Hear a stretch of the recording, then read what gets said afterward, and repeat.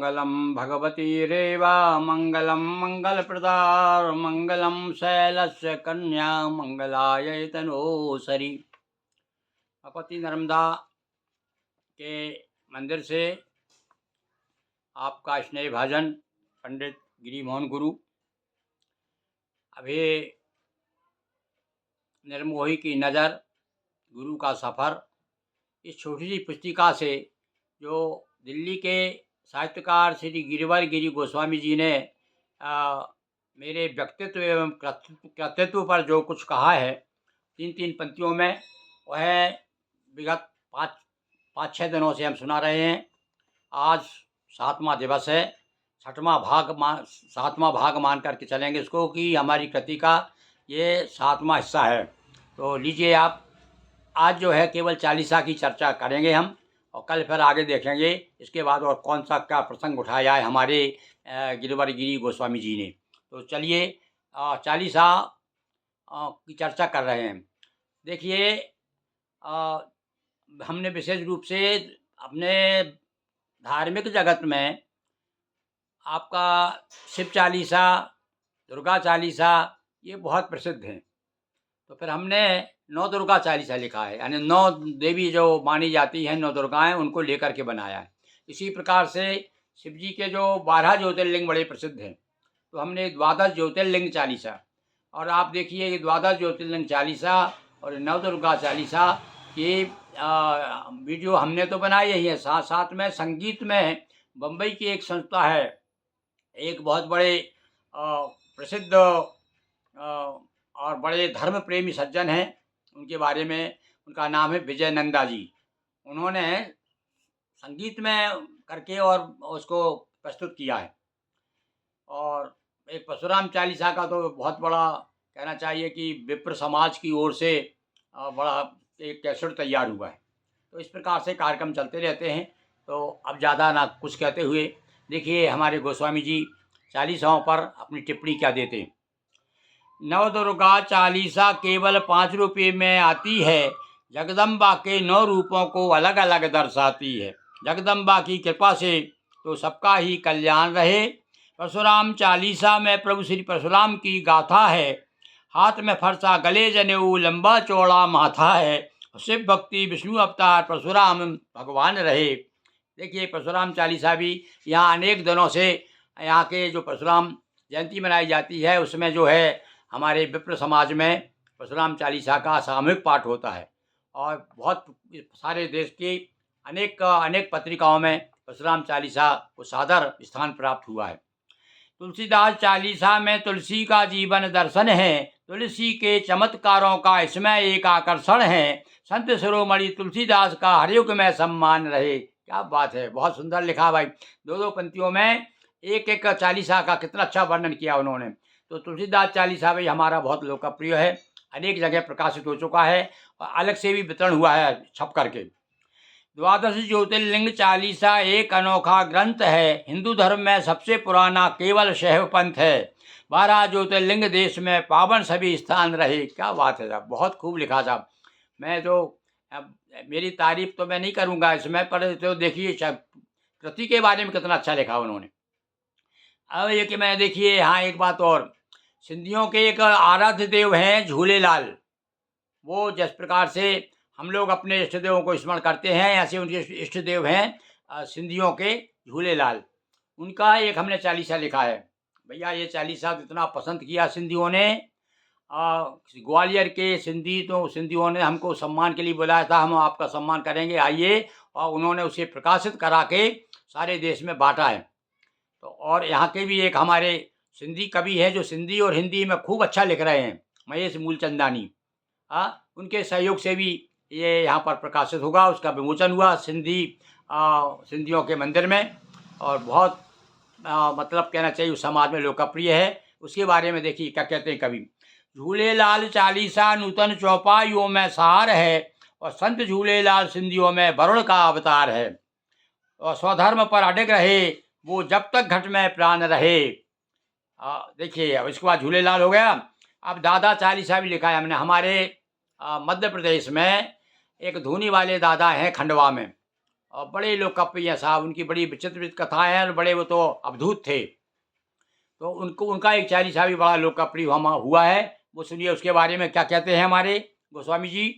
दादा चालीसा में धूनी वाले बाबा की कहानी है, नए नए चमत्कारों की उनकी सहज निशानी है, और चौपाइयों में किया है वर्णन, वे तो कृपा निधान रहे। वास्तव में धूनी वाले दादा कृपा बड़ी विचित्र कथा है और कितने सिद्ध संत हैं। मैं उसकी एक आपको मेरे जीवन की घटना बताता हूँ आपको। एक बार मैं कवि सम्मेलन में बुरहानपुर गया और वहाँ से जब मैं लौट के आया, अपने मित्रों के बीच में बुरहानपुर की किस्सा सुना रहा था, कैसा कैसा कवि सम्मेलन हुआ जिसमें कि शैल चतुर्वेदी के जो भाई थे, वो अच्छे कवि थे, वो भी आए हुए थे उसमें। तो बंधु, हुआ क्या कि एक सज्जन ने कहा, क्यों भाई तुम बुरहानपुर गए थे तो खंडवा रास्ते में पड़ा था। कि हाँ, रास्ते में खंडवा पड़ा था। बोले खंडवा में आपने धूनी वाले दादा के दर्शन क्यों नहीं किए, गए थे क्या आप? अरे साहब, मैंने आज तक उनके बारे में जानकारी नहीं थी मुझे, या हो सकता है विस्मृत हो गया हूँ। और यदि भाई मेरे मुंह से निकल गया, यदि उनकी कृपा होगी तो अब की बार यदि बुरहानपुर मुझे बुलाया तो मैं पहले धूनी वाले दादा के दर्शन करूँगा। लीजिए साहब, दूसरे साल फिर मुझे जो है वहीं पर उसी कार्यक्रम में फिर से मुझे बुलाया। और वो भी कैसे बुलाया, एक गुरु सक्सेना है हमारे प्रदेश में, जो सांड नरसिंहपुरी के नाम से बड़े जाहिर हैं, तो उन्हें बुलाना चाह रहे थे वो। और उन्होंने गुरु को, गिरिमोहन गुरु को बुला लिया। फिर बाद में उन्होंने कहा कि यार हमने तो उनको बुलाना चाह रहे थे, अच्छे आ गए भाई, चलो ठीक है आप आ गए। तो बंधु, इस प्रकार से किस प्रकार से धूनी वाले दादा ने दिमाग घुमाया और मुझे फिर मैं कहा था कि पहले दादा आपके दर्शन करूँगा। मैं गया, धूनी को मैंने माथा टेका, उनकी भभूत ली और उसके बाद में गया। तो ऐसे धूनी वाले दादा का चालीसा तैयार हुआ है। तो दादा चालीसा में धूनी वाले बाबा की कहानी है और नए नए चमत्कारों की उनकी सहज निशानी है, चौपाइयों में किया है वर्णन, ये तो कृपा निधान रहे। और आगे देखिए रामदास चालीसा। ये रामदास चालीसा क्या है भैया, ये हमारे होशंगाबाद में एक बहुत बड़े संत हो गए हैं, इनका नाम रामजी बाबा है। रामजी बाबा की समाधि है यहाँ पर, बड़ा मेला भरता है। अभी आने वाला उनका मेला, इस बार तो 15 दिन रहेगा मेला। तो वो रामजी बाबा की बड़ी विचित्र विचित्र उनके भी ऐसी घटना है। बड़े सिद्ध संत थे, कहते हैं तंबाकू की दुकान थी उनकी, जो भी ले और रखा रहता था। क्या वो लोग कह देते कि भैया ये रखा है, सामान रखा है, पैसा रख जाओ ले जाओ। तो कुछ लोग जो है बेईमानी से पैसा 4 आना रख के जाते, 8 आने की ले जाते, पर घर जाके तोलते 4 आने की रहती। ऐसे सिद्ध थे वो, ऐसे रामजी बाबा। तो उनकी भी बड़ी कृपा है भाई, हमारे नगर के बड़े सिद्ध संत हैं। तो उनका भी मैंने चालीसा लिखा है और ये चालीसा वहाँ के महंत ने बड़े प्रसन्न हुए और उन्होंने प्रकाशित करके बंटवाया था। तो उसके बारे में क्या कहते सुनिए आप। रामदास चालीसा में संत रामदास का खेला है, नर्मदा अंचल में इनका लगता बड़ा एक मेला है, और हिंदू मुस्लिम भक्तों पर भी इनके कई एहसान रहे। दोनों समान रूप से भैया, हिंदू मुसलमान समान रूप से राम जी बाबा को मानते हैं। देखिए इन्होंने कितना सुंदर वर्णन किया है, ऐसा लगता है मुझे कि इनकी आंखों देखा इन्होंने दर्शन किए हैं। आगे चलिए, संत सिंगा जी। हाँ, एक और यहाँ पर एक ऐसे संत ग्वाले हो गए हैं जिनके नाम से यदि आपके किसानों में इतना विश्वास है कि उनकी भैंस या गाय दूध नहीं देती है, कोई गड़बड़ हो गई है, बीमार हो गई है, तो उनके नाम का कबूल ना कर देते हैं कि महाराज आपको आके आप दूध हो या घी चढ़ाएंगे। संत सिंगा जी के नाम से खंडवा जिले में है भाई। तो वहाँ उनके नाम से करते हैं, उनकी कृपा ऐसी होती है संतों की कि किसानों के काम हो जाते हैं। तो उनके बाद उनका भी मैंने एक चालीसा बनाया है।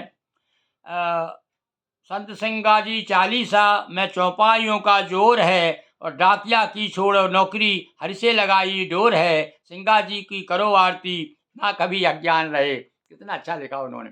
ये देखो, एक राजा के यहाँ डाकिया थे, ये यानी डाक ढोने का काम करते थे। कहते हैं एक मंदरंग गिरी नाम के, वही वह गिरी गोस्वामी उपाधि वाले संत थे, कहीं बैठे हुए थे और अपने कोई तानपुरा बजा रहे थे, और इतना सुंदर भजन किए, अपने घोड़े पे से उतर करके बैठ गए वहाँ, और इतने प्रभावित हो गए कि उनके शिष्य हो गए। और उनके शिष्य क्या हुए साहब, उन्होंने संसार ही छोड़ दिया, यानी नौकरी वोकरी छोड़ करके उनके चेले हो गए। तो ऐसे गिरी गोस्वामी के चेले राम जी बाबा आज सारे संसार में, उनके गुरु को तो लोग कम जानते हैं, गुरु गुड़ रह गए, चेला शक्कर हो गए। तो ऐसे ऐसे भक्तों की कहानी मैंने राम जी बाबा की उसमें लिखी। तो ये आपको मैंने अभी सुनाया। और अब सिंगा जी की हो गई, राम जी बाबा की हो गई, रामदास में हाँ।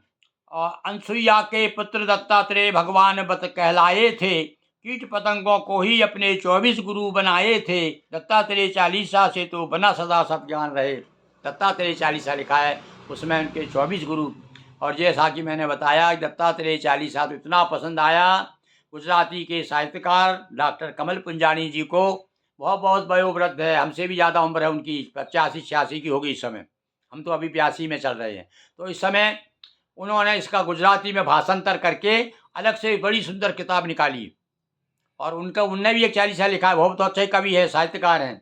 पर वो कहते हैं गुरुजी ये आपका चालीसा भी मुझे बहुत पसंद है।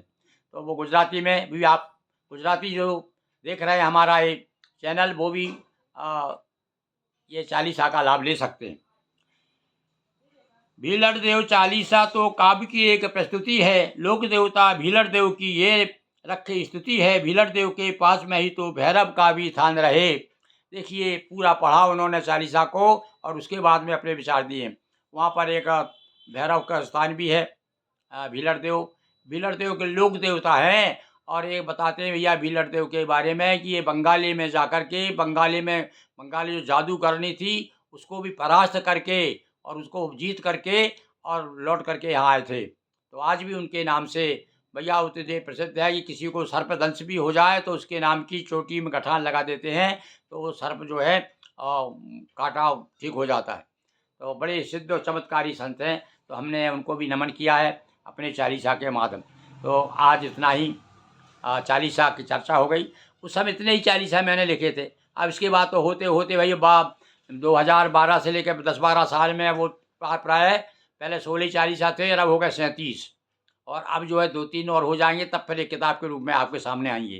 तो लीजिए, अब आगे जो है बाल रामायण, गृहस्थ गीता और गज़ल संग्रह, और इस प्रकार से और भी जो चीज़ें हैं वो आपको समय समय पे मैं आपको दूसरे वीडियो में बताऊंगा कि हमारे गोस्वामी जी ने हमारा पूरा व्यक्तित्व और कृतित्व किस प्रकार से प्रस्तुत किया है। मैं उनको एक बार पुनः आभार मानते हुए आप सबको बहुत बहुत धन्यवाद, नमस्कार।